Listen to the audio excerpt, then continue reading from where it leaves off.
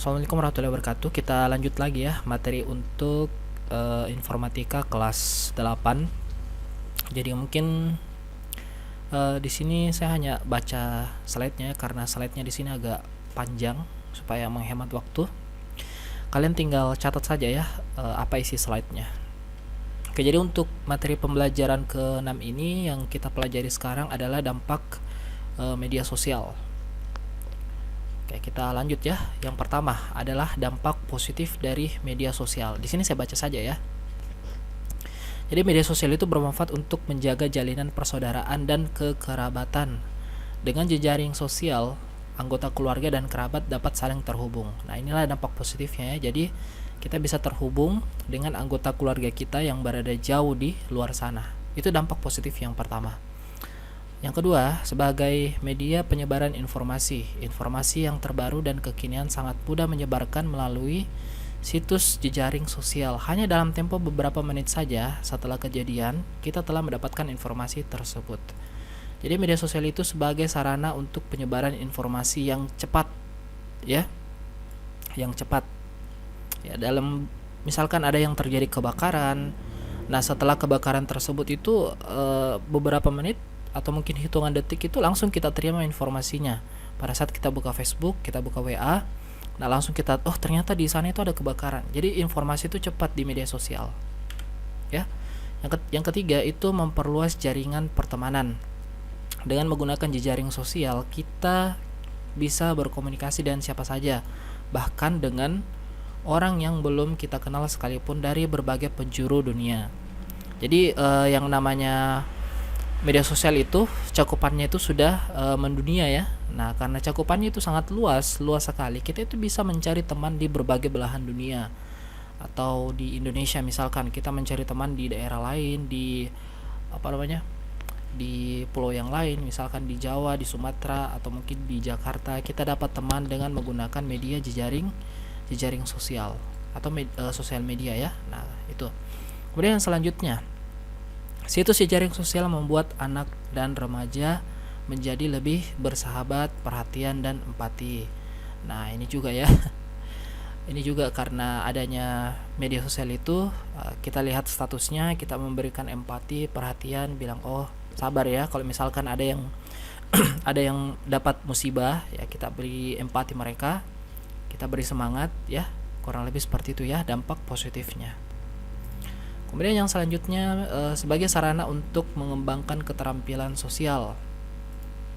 Pengguna dapat belajar bagaimana cara beradaptasi, bersosialisasi dengan publik mengelola jaringan pertemanan. Oke, jadi di sini media sosial itu dapat mengembangkan keterampilan sosial kita ya, potensi dari sosial kita. Nah, disinilah bagaimana cara kita beradaptasi dengan lingkungan yang lain. Misalkan orang Jawa atau orang Jakarta, kita beradaptasi dengan seperti apa lingkungan mereka ya di situ. Atau mungkin orang Makassar ya, bagaimana cara dialeknya, bagaimana cara logatnya, kita beradaptasi.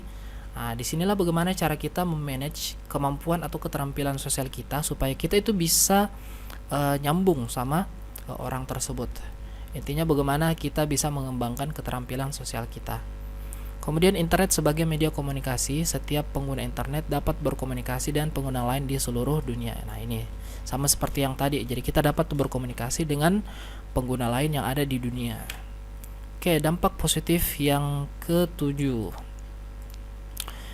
Media pertukaran data sebagai media pertukaran data. Dengan menggunakan jejaring sosial web, para pengguna internet di seluruh dunia dapat saling bertukar informasi dengan cepat dan murah. Jadi sebagai media pertukaran data, misalkan ada informasi yang penting atau misalkan ada kayak ilmu yang penting saya mau posting, kemudian ilmu tersebut itu dapat dilihat oleh seluruh dunia. Salah satu contohnya misalkan cara membuat keju. Ya, cara membuat keju yang diposting oleh orang luar, ya kita bisa baca dan kita praktekkan, oh ternyata seperti ini ya cara membuat keju, begini-begini, kita ikuti secara simpelnya, secara sederhananya, dan akhirnya jadi. Nah, inilah keuntungannya, dampak positif dari media sosial sebagai pertukaran data, pertukaran informasi. Atau mungkin kita di sini Di sini kita khasnya kapurung ya, misalkan kita posting di media sosial bagaimana cara membuat kapurung. Nah, kemudian orang di luar sana, orang misalkan orang kota, orang Jakarta, orang di Jawa sana lihat bilang, oh ini yang namanya kapurung, oh seperti ini cara buat kapurung. Akhirnya mereka coba dan mereka bisa cara membuat kapurung ya. Itu pertukaran data, saling bertukar informasi ya. Begitu pula dengan yang di Jakarta atau di daerah yang lainnya, bagaimana cara membuat soto Betawi, soto apa begitu. Nah, kita praktekkan juga caranya di situ seperti ini. Kemudian yang kedelapan, sebagai media promosi dalam bisnis, hal ini memungkinkan para pengusaha kecil dapat mempromosikan produk dan jasa tanpa mengeluarkan banyak biaya. Oke, sebagai sarana iklan atau sebagai sarana promosi. Oke, jadi itu tadi ya dampak positifnya. Sekarang kita masuk ke dampak negatifnya. Oke, jadi ada dampak positif, ada dampak negatifnya, dan dampak negatifnya kayaknya ini lumayan banyak juga. Oke, yang pertama, susah bersosialisasi dengan orang sekitar. Hal ini terjadi karena disebabkan pengguna sosial media menjadi malas belajar berkomunikasi secara nyata. Orang yang aktif di sosial media jika bertemu langsung nyatanya adalah orang yang pendiam dan tidak banyak bergaul. Nah, ini kalau orang yang terlalu sering aktif di media sosial, jadi kemampuan komunikasi sosial secara nyatanya itu sangat kurang. Ya, memang komunikasi sosialnya itu bagus hanya di media sosial saja, hanya di dunia maya ya. Tapi negatifnya itu kalau kalian terlalu sering menggunakan media sosial, ya ini kemampuan berkomunikasi secara nyatanya kalian itu berkurang ya. Jadi diimbangi antara dunia maya dengan dunia nyata. Jangan main HP terus, jangan bersosial media terus. Sekali-kali kalian taruh HP-nya, kalian jalan-jalan keluar ya. Ajak temannya, coba kita main-main sama-sama, terserah main apa di situ, main kelereng atau main apa ya. Nah, itu sebenarnya yang paling penting ya, komunikasi kita dengan teman kita di dunia nyata atau dengan orang lain di dunia nyata. Walaupun kita bagus di sosial media, tapi di dunia nyata itu juga harus bagus. Oke, kemudian yang kedua, situs sosial media akan membuat seseorang lebih mementingkan diri sendiri. Mereka menjadi tidak sadar akan lingkungan sekitar mereka karena kebanyakan menghabiskan waktu di internet. Nah, inilah kelemahannya. Media sosial itu bukan digunakan untuk di situ terus ya. Kalian buka 24 jam di media sosial, buka Facebook, buka Instagram, buka apapun itu di situ terus kalian buka, kalian baca komen, kalian jawab komen, tidak ada seperti itu ya. Sesekali kalian bisa buka ya. Karena itu karena terlalu sering buka sosial media sehingga itu waktunya itu hanya dipakai untuk diri sendiri, tidak digunakan untuk orang lain, apalagi untuk orang tua ya. Ya, misalkan kalian terlalu sering main HP, dipanggil sama orang tua kalian malas. Iya, karena itu. Ya, kecanduannya kalian itu sama sosial media itu yang sudah tinggi. Dikurangi ya. Itu dampak negatifnya.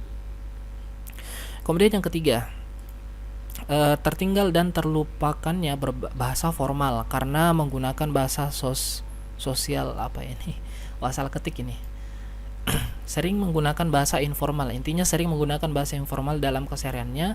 Mereka menjadi lupa aturan menggunakan bahasa formal dalam berinteraksi dan bersosialisasi sehari-hari. Nah, ini bahasa formal itu sudah hilang ya. Bahasa Indonesia yang formal itu sudah sudah hilang, sudah terlupakan. Ya, kenapa seperti itu? Karena kita itu sering bergaul dengan orang-orang yang menggunakan bahasa informal. Pakai lu gue, pakai ya itu lu gue itu bahasa orang sana. Bukan yang seperti itu, kayak bahasa-bahasa apa ya? Bahasa-bahasa yang sering muncul di sosial media kayak ANJ atau apa gitu. Ya kurang lebih begitu bahasa gaulnya kalian. Nah, itu kalian sering gunakan sehari-hari. Karena seperti itu, makanya kalian itu lupa kalau sebenarnya ada bahasa yang lebih sopan yang kita gunakan. Itu lebih bagus daripada menggunakan bahasa yang ada di internet. Kemudian yang keempat, media sosial juga dapat mengganggu dan mengurangi kinerja karyawan perusahaan, pelajar, mahasiswa yang bermain sosial media pada saat sedang mengerjakan pekerjaannya dan akan mengurangi waktu kerja dan waktu belajar mereka. Jadi kalau kalian itu bekerja, mengerjakan PR, jangan buka sosial media ya. Atau mungkin pada saat kalian belajar, jangan buka sosial media. Kenapa? Karena itu akan mengganggu konsentrasi kalian. Ini ya, akan mengurangi waktu kerja atau waktu belajar kalian, akan mengganggu konsentrasi kalian. Bukan cuma untuk pelajar ya. Nah, di sini juga digarisbawahi untuk karyawan perusahaan. Jadi ada pekerjaannya di depan, dia buka HP-nya, dia main sosial media. Nah, itu enggak boleh itu. Nah, makanya kalau kalian kerja fokus di situ, jangan buka HP-nya, jangan main Facebook-nya, jangan main Instagram-nya. Oke. Yang kelima itu berkurangnya privasi pribadi. Dalam sosial media kita bebas menuliskan dan membagikan apa saja, baik foto atau video. Seringkali tanpa sadar kita mempublikasikan hal yang tidak seharusnya kita publikasikan atau kita kirim ke sosial media. Jadi yang namanya privasi pribadi itu harus kita jaga sendiri, ya. Tidak boleh dikirim di sosial media, ya. Nah, disinilah kalau orang yang sudah sering pakai sosial media itu nggak sadar, ya, nggak sadar kalau ternyata ini foto pribadi saya, foto yang sifatnya itu pribadi, harusnya saya tidak boleh posting, dan dia kirim langsung di sosial media. Nah, contoh sederhananya misalkan untuk bagi kalian yang muslim, ya, yang perempuannya, nah, menggunakan jilbaban itu sangat penting, ya, untuk kalian, untuk menjaga untuk hijab kalian. Nah, dipostinglah foto-foto yang tidak menggunakan hijab di sosial media, foto-foto ini, foto-foto itu, dia posting semua, padahal itu adalah privasi kalian, ya, nggak boleh diposting, ya, kayak gitu contohnya. Kemudian kejahatan di dunia maya. Adanya kejahatan di dunia maya. Kejahatan ini dikenal dengan nama kejahatan cyber atau cybercrime. Kejahatan dunia maya sangatlah beragam. Di antaranya ada penipu, ada perundung. Perundung itu maksudnya adalah bullying, ada pencurian, ada penyalahgunaan data pribadi dan lain sebagainya. Nah, karena adanya sosial media itu juga ada yang namanya kejahatan dunia maya, ya. Kejahatan dunia maya itu ya kayak tadi, ada penipuan, ada penipuan, contohnya kayak tadi, ya, dikasih iming-iming, wah, Anda dapat hadiah 1 miliar, silahkan transfer ini, transfer itu. Nah, itu semua penipuan. Terus ada bullying, ya, dicaci maki, dihina. Contoh lainnya misalkan kita posting video, ya, video atau mungkin foto, terus ada yang komen di situ, wah, jelek, ini jelek, begitu. Nah, itu namanya bullying, ya, bullying. Tentu yang kita sebagai yang baca komennya pasti merasa tidak enak, ya, aduh, kok saya dibilang begini, dibilang begitu, ya, padahal yang komen itu juga tidak sadar diri. Ya, itulah negatifnya, ya, sosial media. Kalau ada yang seperti itu, ya, enggak usah ambil hati saja, memang seperti itu sosial media. Kemudian ada pencurian, ya, ada penyalahgunaan data, pencurian dan penyalahgunaan data. Nah, ini bagi yang memiliki rekening, ya, atau mungkin jangankan rekening, kayak misalkan data pribadi, data KTP itu dipakai untuk menipu orang lain, ya, ditunjukkan bilang, saya dari perusahaan ini, tapi dia menggunakan KTP kalian, data identitas kalian, dan setelah diselidiki didapat sama polisi dan kalian yang kena. Dia bilang, ini identitasnya seperti ini, ya, kamu itu begini, ya, menipu orang di sosial media, padahal bukan kita yang menipu orang lain, tapi orang lain yang gunakan identitas kita untuk menipu. Nah, itu yang bahaya. Atau contoh lainnya misalkan kita punya nomor rekening, ya, nomor rekening, kemudian nomor rekening kita itu diambil, ya, di hack misalkan. Nah, itu salah satu contoh kejahatan di dalam sosial media. Itu dampak negatifnya, ya. Oke, yang nomor 7. Dengan kemampuan penyampaian informasi yang dimiliki internet, informasi yang bersifat kabar bohong atau hoax, wah, ini betul-betul. Konten asusila seperti pornografi pun merajalela. Terkadang seseorang memposting foto yang seharusnya menjadi privasi sendiri di media sosial. Hal ini sangat berbahaya karena bisa jadi foto yang hanya diposting sosial media itu disalahgunakan oleh pihak yang tidak bertanggung jawab. Berita bohong yang tidak benar belum tentu jelas kebenarannya, dapat dengan mudah disebarkan melalui media sosial. Hal tersebut dapat meresahkan dan membahayakan masyarakat. Yang namanya berita hoax itu sangat bahaya, ya, sangat berbahaya, atau kabar bohong. Jadi kalau kalian dapat berita di media sosial, entahkah itu di Facebook, entahkah itu di WA, tentang kabar bilang, misalkan yang corona itu dapat disembuhkan hanya dengan bawang putih, itu hoax. Hati-hati, ya, hati-hati, jangan sampai termakan sama kabar bohong seperti itu, ya. Terus, Pak, bagaimana caranya kita mencari kebenaran dari berita tersebut? Ya, caranya ya kalian research, kalian bisa buka Google, kalian cari bawang putih, atau mungkin tanya langsung sama ahlinya, sama dokter, bilang, dok, betul enggak itu kalau bawang putih itu bisa menyembuhkan corona? Nah, si dokternya menjawab, ya, sekarang kan sudah banyak di media-media yang ada di internet, ya, untuk bisa bertanya ke dokter secara langsung, ya, atau mungkin ada aplikasinya di Play Store, Halodoc. Ya, ada banyak di situ, kalian bisa buka, kalian bisa langsung tanya dengan dokternya dengan video call ya, seperti ini. Langsung video call kalian tanya. Itu contoh seperti itu. Atau mungkin kabar-kabar yang lainnya, sebarkan pesan ini kepada 5 kontak kalian, kalau tidak musibah akan datang kepada kalian. Ini benar, tidak bohong. Itu berita hoax, itu jangan disebarkan. Jadi bahayanya berita hoax itu bukan dari beritanya, tapi dari penyebarannya. Karena orang yang percaya, otomatis orang itu akan menyebarkan. Dan kalian itu jangan sampai menyebarkan berita-berita yang seperti itu. Hati-hati ya dengan berita hoaxnya. Jadi kalian baca, jangan langsung disebarkan, kalian cari dulu kebenarannya. Kalau kalian masih ragu, kalau kalian merasa ragu, jangan disebarkan. Ya, kalau kalian bilang, oh ternyata betul, kalian research, tapi harus hati-hati, kalian research, oh ya bagus, ternyata betul ini beritanya ya. Kalau mau disebarkan juga ya silahkan. Tapi hati-hati, jangan asal sebarkannya, karena berita hoax itu sangat berbahaya. Bisa-bisa meresahkan masyarakat. Oke, lanjut. Dampak negatif yang ke-8, masuknya berbagai macam budaya asing dapat berdampak buruk bagi masyarakat. Akses terhadap media sosial melalui internet yang tidak terbatas memungkinkan berbagai hal dapat kita temukan. Budaya yang kurang baik, sikap individual, pergaulan bebas, konsumtif, bergaya hidup mewah, jika tidak disikapi dengan baik akan membawa kita terbawa arus dan mengikuti hal-hal yang tidak baik tersebut. Nah, ini karena sosial media ya, ada banyak budaya-budaya yang masuk ke sosial media ya, utamanya pergaulan bebas ya, budaya konsumtif ya. Ada uangnya banyak tapi dipakai untuk hal-hal yang tidak berguna ya. Contohnya kayak kasus video yang kemarin yang yang HP-nya iPhone ya, dipamer-pamer. Nah, itu hati-hati ya. Kalau misalkan kalian sampai tergoda, ya mudah-mudahan enggak ya di situ ya. Kalian tidak tergoda di situ. Budaya konsumtifnya akhirnya kalian itu di dalam hati mau beli HP iPhone. Padahal semua HP sama saja ya. Semua HP sama saja, enggak usah terlalu tinggi beli iPhone ya.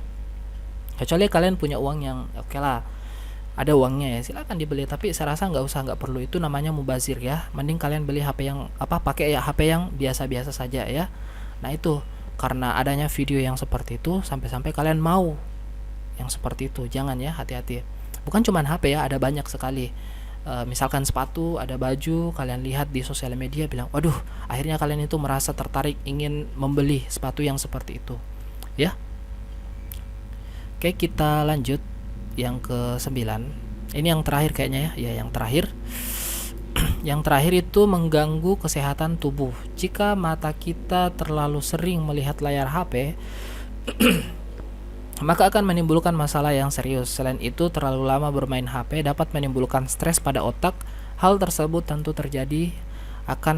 saja akan berpengaruh pada kesehatan tubuh kita. Jika otak stres, maka tubuh akan rentan terkena berbagai macam penyakit. Nah, ini untuk kalian yang terlalu sering main HP, jangan terlalu sering main HP. HP-nya disimpan kalau sudah tidak dipakai ya, atau kalau misalkan kalian bisa lihat sebenarnya berapa lama kalian main HP dalam dalam satu hari. Kalian bisa lihat di situ di pengaturan baterainya. Kalian lihat berapa jam kalian pakai HP-nya. Kalau misalkan sudah lebih dari 5 jam, nah kalian kalau bisa harus berhenti ya. Kalau memang tidak ada pekerjaan, tidak ada tugas yang kalian kerjakan di HP, lebih baik berhenti saja ya. Kenapa? Karena kesehatan mata itu yang paling itu yang paling utama itu ya. Terus maksimalnya berapa jam? Ya maksimalnya ya jangan lewat dari 10 jam atau jangan lewat dari 7 jam. Ya. Normalnya orang main HP itu 4 sampai 5 jam ya dalam sehari. Ya, 4 sampai 5 jam itu tidak dibuka terus HP-nya, dibuka kalau ada yang penting. Ya, dibuka kalau ada ya sesuatu yang penting, atau dibuka kalau kalian mau belajar ya, ada tugas disuruh gurunya cari di internet ya, silakan dicari di Google. Nah, itu boleh, silakan ya. Terus Pak, tidak boleh dong main game, main sosial media, TikTok atau Instagram seperti itu ya, silakan main itu, tapi dibatasi ya, jamnya dibatasi. Terus maksimalnya berapa jam? Maksimalnya itu kalau bisa 1 jam saja kalian main ya, 1 jam itu bisa diselingi. Misalkan paginya kalian mainnya 15 menit sampai 30 menit, terus sorenya main lagi 15 sampai 30 menit, malamnya bisa 15 menit sedikit, enggak apa-apa ya, enggak apa-apa seperti itu. Jangan sering-sering selama 24 jam, selama 12 jam itu kalian main sosial media, kalian main game. Kalau main game juga sama ya, kalau tidak minimal 1 jam lah kalian main ya. Cobalah cari aktivitas lain di luar HP kalian itu yang bisa kalian lakukan, yang sangat bermanfaat. Terserah apapun itu, kalian banyak bisa lakukan apapun di luar sana ya. Boleh kalian nonton, boleh kalian cari hiburan, tapi jangan terlalu sering. Perhatikan intensitas pemakaian HP kalian, jangan lewat dari 5 jam ya, dan langsung matikan kalau sudah 7 jam. Hati-hati ya, jangan terlalu sering kalian main HP. Karena bisa berdampak pada kesehatan tubuh kalian ya, akan berdampak sama kesehatan tubuh kalian. Kalau sudah masuk ke kesehatan tubuh, maka yang kalian dapatkan nanti adalah penyakit ya. Ini yang kita hindari supaya kalian itu tidak terlalu sering main HP. Oke, itu ya untuk materi kita sudah selesai. Materi pembahasan kita tentang dampak media sosial di informatika, dan untuk pertemuan ke-6 ini itu tidak ada tugas karena pekan depan kita mau adakan mid semester ya. Nah, jadi untuk kisi-kisinya itu nanti saya masukkan di classroom. Kalian bisa lihat sekarang di classroom ada kisi-kisinya di situ. Kemudian itu saja ya, mungkin silakan dipelajari untuk kisi-kisinya. Mungkin itu saja yang bisa kita pelajari di pertemuan ke-6 ya di informatika ini. Saya akhiri, wabillahi taufiq wal hidayah. Wassalamualaikum warahmatullahi wabarakatuh.